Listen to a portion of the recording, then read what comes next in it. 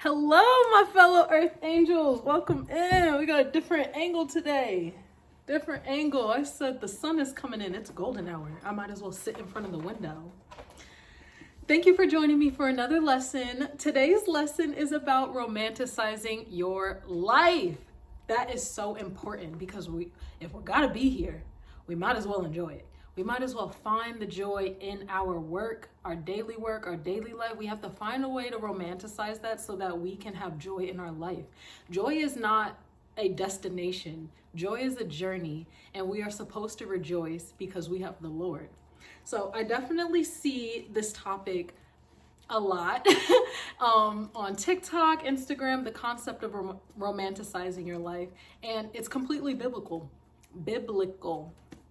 And I want to talk about how romanticizing your life can make the very dark times feel much more enjoyable. So I'll use my life as an example.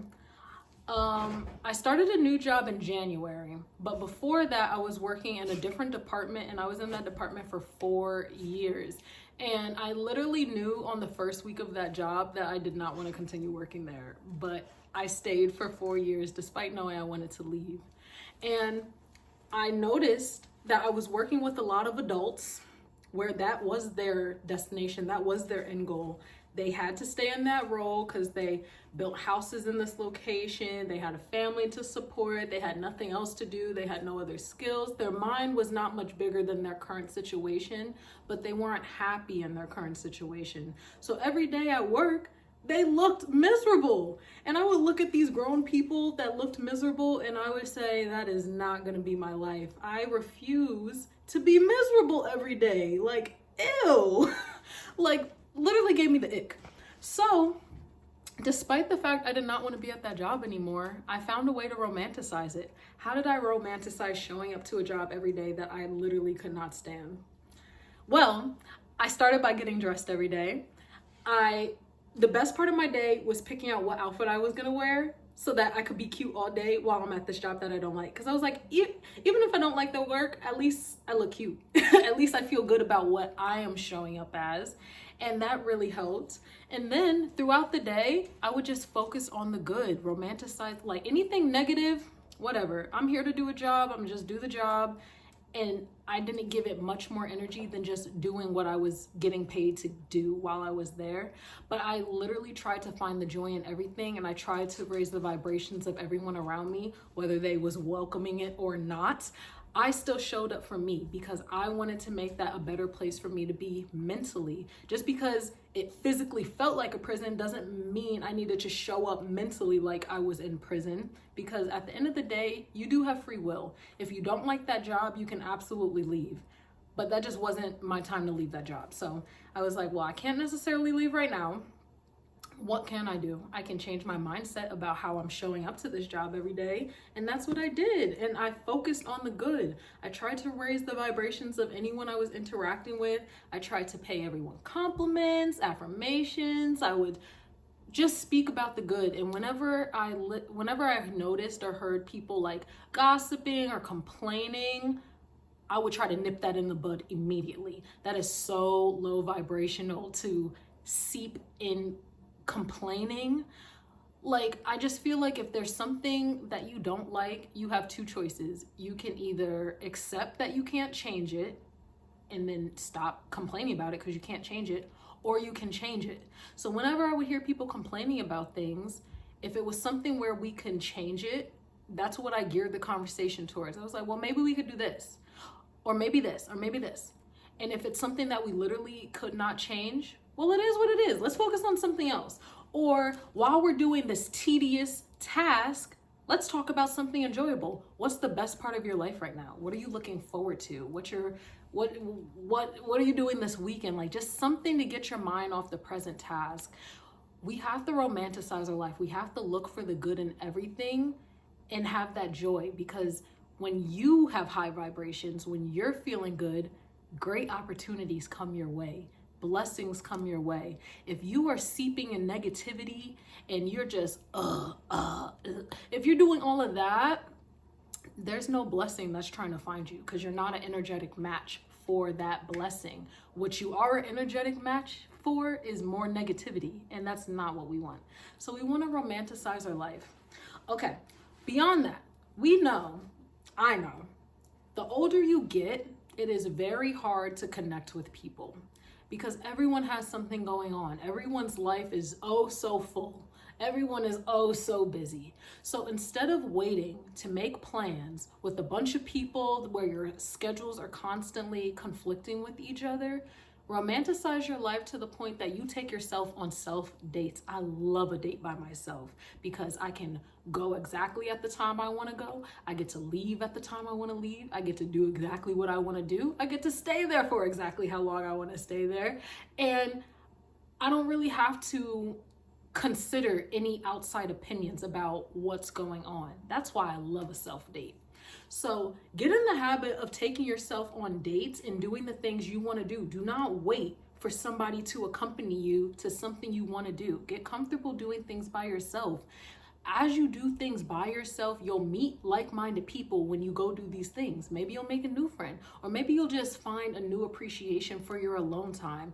Maybe you'll have more peace of mind. Maybe you'll find a deeper connection with the Lord because you're spending time with yourself. It's very beautiful. It's a very beautiful part of life. Don't be anxious about it. And I know it could be very difficult for some people to feel comfortable going to places alone, but I think that's just a reflection of you needing to do inner work because you have to be comfortable spending time alone. You should not rely on external people for you to feel good about whatever it is you're doing, for you to feel comfortable. You have to be comfortable in your own skin. And that comes from inner work to build the confidence to even do that. And I promise you, once you get there, it's a good time. It's a good time. I literally think I am the best company. I enjoy spending time with myself. I'm like, wow, girl, you are great vibrations. I love spending time with you. And the Lord is always here. So it's never like I'm alone. The Lord is always there for me. And I can call on him. I can talk to him. The Lord is hilarious. Me and him be akikian, okay? So romanticize your life. Go do things that make life feel fun. You cannot wait until everything aligns for you to go do something that makes you happy because you'll be waiting a very long time. Life ebbs and flows. There's ups and downs. There's pros and cons. But I think what helps us get through those cons is romanticizing our life because bad things are going to happen. We are promised suffering. So you have to focus on the good. Fix your attention on the good, on the joy, on something to look forward to. And everything that's negative, change your perspective about it. Say, how is God using this? What does God want me to learn from this specific situation? What skill is God trying to develop me while I'm in this season?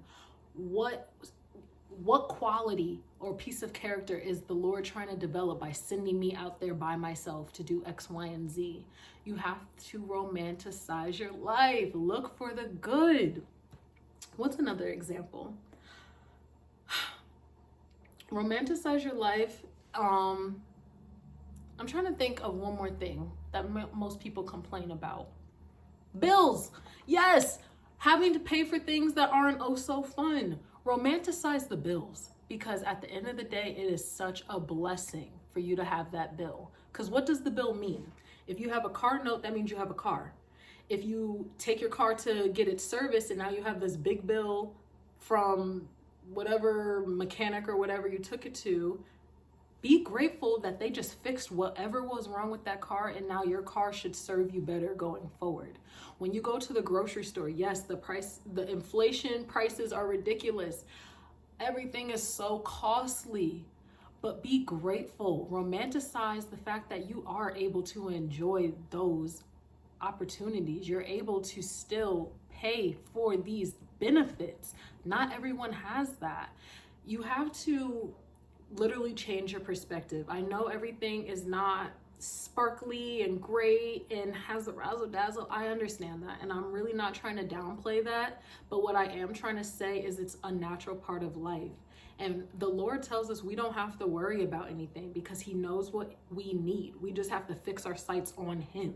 So by focusing on the Lord, he's going to provide by any means. Have you ever noticed that the money always shows up?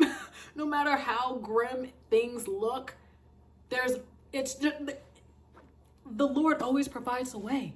And it be so unexpected sometimes. So that's why we're not supposed to worry about anything, because the Lord will provide. He knows what you need. Your Father in heaven knows what you need. Whew.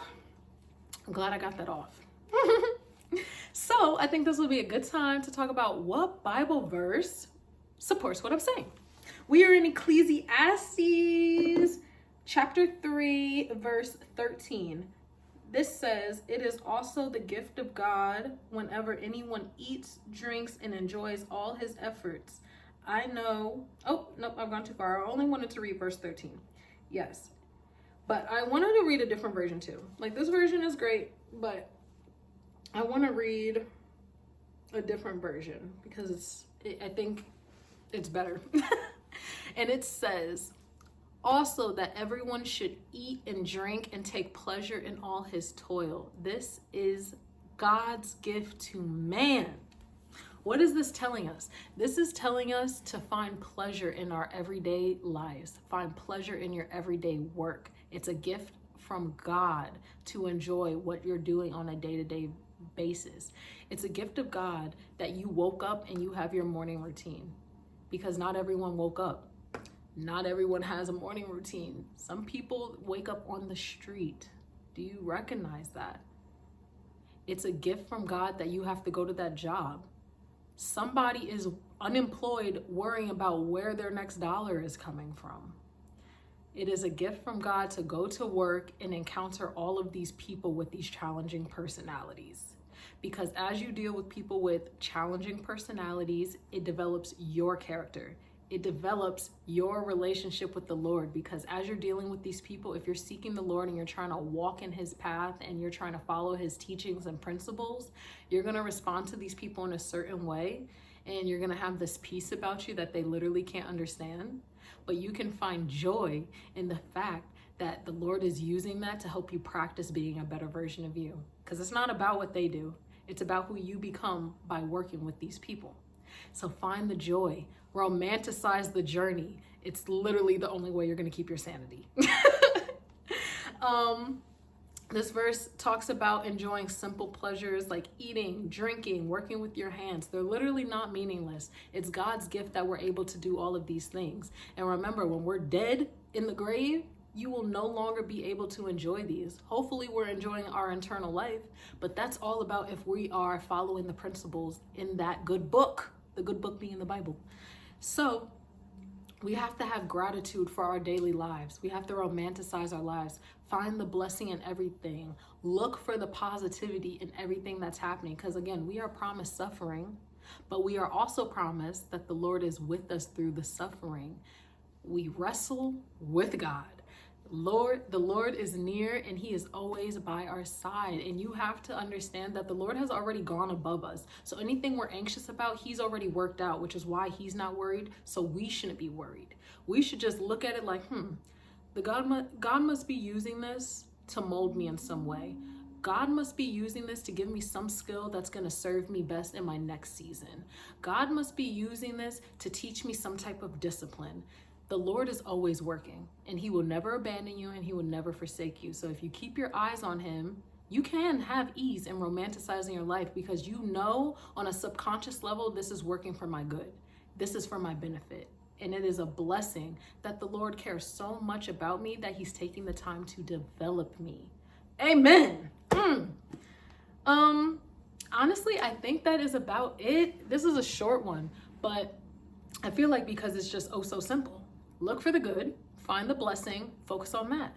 We're promised suffering, but it's not like the Lord abandoned us to just figure it out on our own. In everything you're struggling with, you just need to seek the Lord and ask for his guidance. And I promise you, he will give you a new set of eyes. He'll give you a fresh perspective. And if you sit quiet long enough, he'll probably give you the answer. So I hope this message blesses you. Thank you for joining me for today's lesson. I hope you join me for the previous lessons, because I'm dropping some gems. And I'm not doing it for my health. You're welcome. I hope you stay tuned for my little message at the end and come back tomorrow. Again, we have daily lessons, and have a good day. Bye. I know you need a calendar for 2026, and I'm going to tell you why I should buy mine. I know you want to grow your life. I know you want to grow your walk with the Lord. I know you want to become a better you. This calendar is geared towards all of those goals I know you have. In this calendar, I have a Proverbs verse at the top of each month, related affirmations that apply to the Proverbs verse, and a reflection question aimed to gear your inner growth. It's also accompanied by a picture that I took myself by the grace of God. I have a hot girl dog, and we would go on hot girl walks, and I would take pictures all the time. And then one day the Lord said, go ahead and put it in the calendar. So I went ahead and put it in the calendar. And this is it! And I really hope you consider buying it. Like I said, it's really geared towards those that are interested in growing their walk with the Lord, and also just doing some inner healing, inner reflection, and self-development. It's really like a self-improvement motivational type of calendar. So it includes it includes a Proverbs verse at the top of each month to help you know what the word says and help guide your decisions throughout the day. But it also gives you affirmations to help you remind yourself that you are made in the Lord's image and you are capable of all of these great things. And then there's a reflection question at the end, because sometimes we have to ask ourselves some hard questions so that we can get to the growth. So there you have it. I hope you're interested, and if you are, you can find the link in my description. I hope to see a purchase from you. Thank you for listening. Bye.